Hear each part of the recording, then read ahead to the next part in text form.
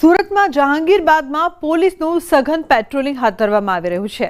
સ્થાનિકોની રજૂઆત બાદ વધાર્યું છે પેટ્રોલિંગ। લારી ગલ્લાના ત્રાસથી પોલીસને રજૂઆત કરી હતી। અસામાજિક તત્વો માદક પદાર્થનું કરે છે વેચાણ। શંકાસ્પદ વ્યક્તિઓની પોલીસે પૂછપરછ કરી છે। તો અસામાજિક તત્વો દ્વારા માદક પદાર્થોનું વેચાણ કરવામાં આવે છે। શંકાસ્પદ વ્યક્તિઓની પોલીસ દ્વારા પૂછપરછ કરવામાં આવી રહી છે, જે બાદ વધુ તપાસ કરવામાં આવી રહી છે। જહાંગીરબાદમાં પોલીસનું સઘન પેટ્રોલિંગ કરવામાં આવી રહ્યું છે। સ્થાનિકો દ્વારા વારંવાર રજૂઆત કરવામાં આવી, જે બાદ કાર્યવાહી કરવામાં આવી રહી છે।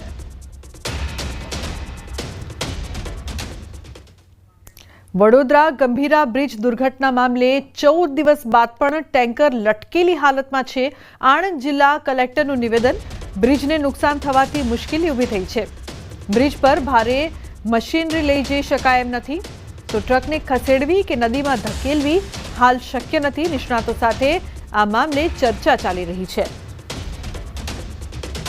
તો બ્રિજ પર ભારે મશીનરી હાલ પૂરતી ત્યાંથી ખેંચવાનું અને અથવા તો નીચે ધકેલવાનું, આ બંને બાબતમાં તાંત્રિક રીતે અત્યારે હેવી મશીનરી ત્યાં યુઝ કરી શકાય તેમ નથી, પરંતુ સરકારશ્રી તરફથી આજે પણ ગઈકાલે પણ આરએનબી મેકેનિકલ તરફથી, road and building department mechanical તરફથી નિષ્ણાંતો સાથે આવીને અત્યારે મોડેલિટીઝ વર્કઆઉટ કરવામાં આવી રહી છે, જેના આધારે આગળ કઈ રીતે કોઈ પણ જીવના જોખમ વગેરે આ કામગીરી કરવાની સૌથી અગત્યની બાબત છે।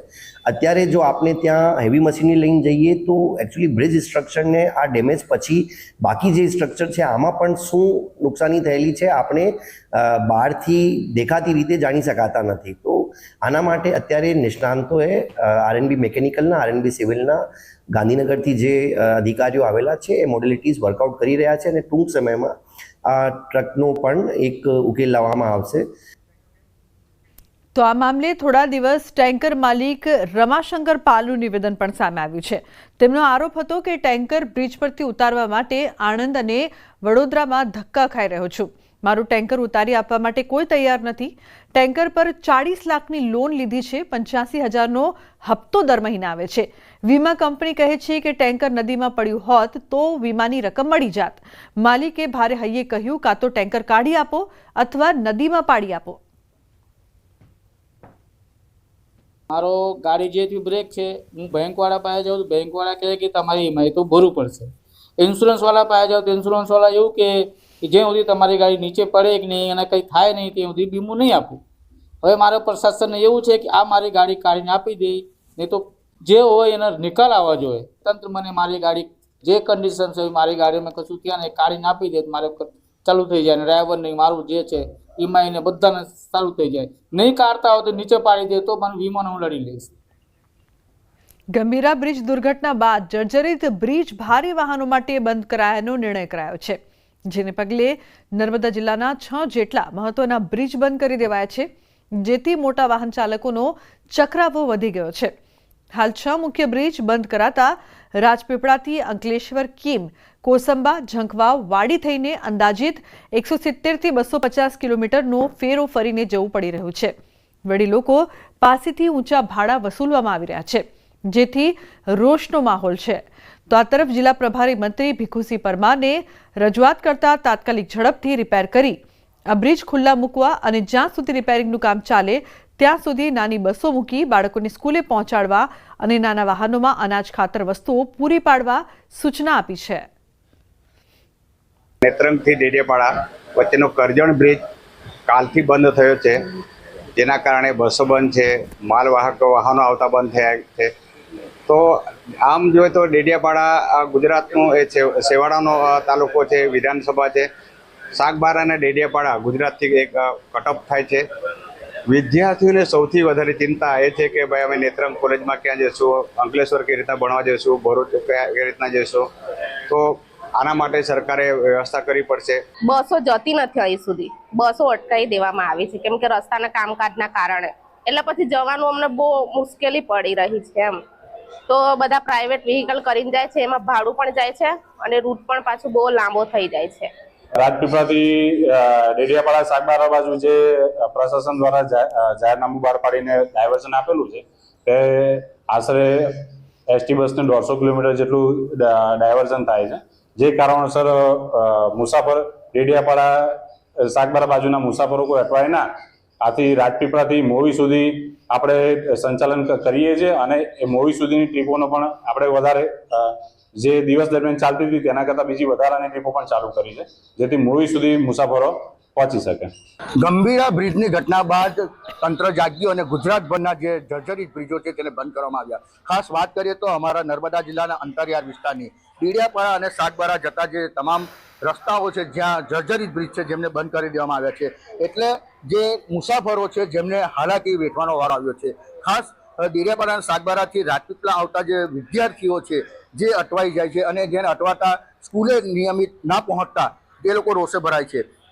2 દિવસ પહેલા જ આ વિદ્યાર્થીઓએ બસ રોકો આંદોલન પણ શરૂ કર્યું. રાજપીપળા ડેપોમાંથી કોઈ બી બસ જે હતી એને જવા ન હતા દેતા, પરંતુ વાત છે કે જે ડેડિયાપાડા અને સાગબારા જવા માટે હવે અંકલેશ્વર રહીને જવું પડશે, એટલે કે 250 કિલોમીટરનો ફેરાવો કરી અને વિદ્યાર્થીઓ સાગબારા ડેડિયાપાડા પહોંચવાની વાત છે. ત્યારે જે બસો છે જે બંધ કરી દેવામાં, ભારે વાહનો બંધ કરી દેવાના કારણે હાલ વિદ્યાર્થીઓ સમયસર શાળાએ પણ ના આવતા, ગ્રામજનો પણ સમયસર રાજપીપળા શહેર સુધી ના આવતા રોષે ભરાય છે. ત્યારે હવે એ લોકોની માંગ છે કે વહેલી તકે જે બસો છે એ નિયમિત ચાલુ થાય, કાં તો મિની બસો શરૂ કરવામાં આવે એવી માંગ ઉઠી છે. દીપક પટેલ, ન્યૂઝ 18 ગુજરાતી, નર્મદા.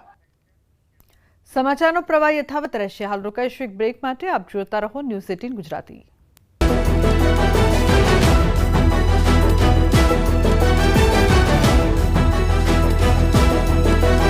ગુજરાતની ધરતી. હિમાચલ પ્રદેશના સોલનમાં ભયાનક ભૂસ્ખલન. કંડાઘાટ મમલેગ રોડ બંધ થતા વાહન વ્યવહાર ઠપ. ભૂસ્ખલનના કારણે રસ્તા પર મોટી માત્રામાં કાટમાળ અને પથ્થરો ધસી પડ્યા. ભૂસ્ખલનનો લાઈવ વિડીયો આવ્યો સામે.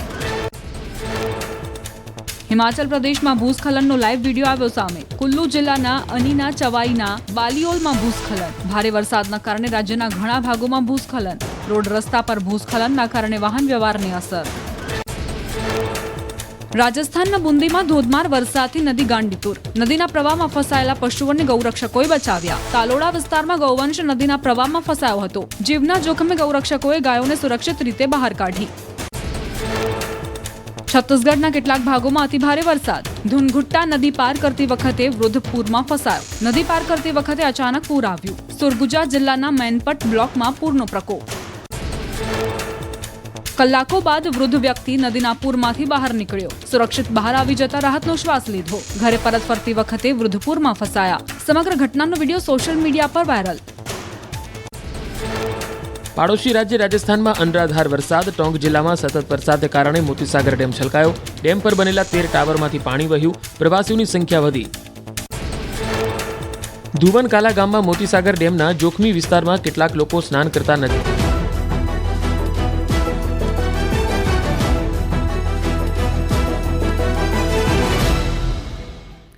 Welcome back. સમાચારમાં આગળ વાત કરીએ તો મોરબીમાં વાંકાનેરમાં ડિમોલિશનની કામગીરી. ગેરકાયદે મકાનો પર ફર્યું તંત્રનું બુલડોઝર. પાણીના નિકાલની જગ્યા પર ખડકી દેવાયા હતા મકાનો. તો 25 વાડિયા વિસ્તારમાં ચુસ્ત પોલીસ બંદોબસ્ત સાથે ડિમોલિશન કરવામાં આવ્યું છે. ગેરકાયદે ખડકાયેલા 8 પાકા અને 6 કાચા મકાનો તોડી પડાયા છે. તો વાંકાનેર નગરપાલિકા દ્વારા પોલીસ બંદોબસ્ત સાથે કાર્યવાહી કરવામાં આવી છે. આગામી સમયમાં હજુ ગેરકાયદેસર દબાણો તોડી પાડવામાં આવશે.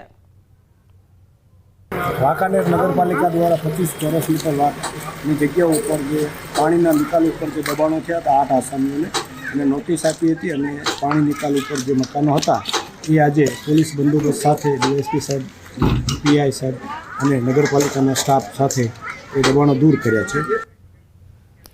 હાલ વાવણી અને ડાંગરની રોપણીના જરૂરિયાતના સમયે જ ખાતરની ઉણપ સર્જાઈ છે. વલસાડ જિલ્લામાં ડીએપી અને યુરિયા ખાતરની અછત વર્તાઈ રહી છે. જિલ્લાના ડેપોમાં ખાતર ઉપલબ્ધ નહીં હોવાથી ડેપો પણ ખાલીખમ જોવા મળી રહ્યા છે. જરૂરિયાત સમયે જ ખાતર નહીં મળતા ખેડૂતો પરેશાનીનો સામનો કરી રહ્યા છે. જેથી વલસાડ જિલ્લા કોંગ્રેસ દ્વારા જિલ્લામાં યુરિયા અને ડીએપી સહિત અન્ય ખાતરની અછતને લઈને રેલી યોજી હતી. આ રેલી કોંગ્રેસ કાર્યાલયથી કલેક્ટર કચેરી પહોંચી હતી, જ્યાં કલેક્ટર કચેરી સમક્ષ વિરોધ પ્રદર્શન કરી ખેડૂતોને વહેલી તકે ડીએપી અને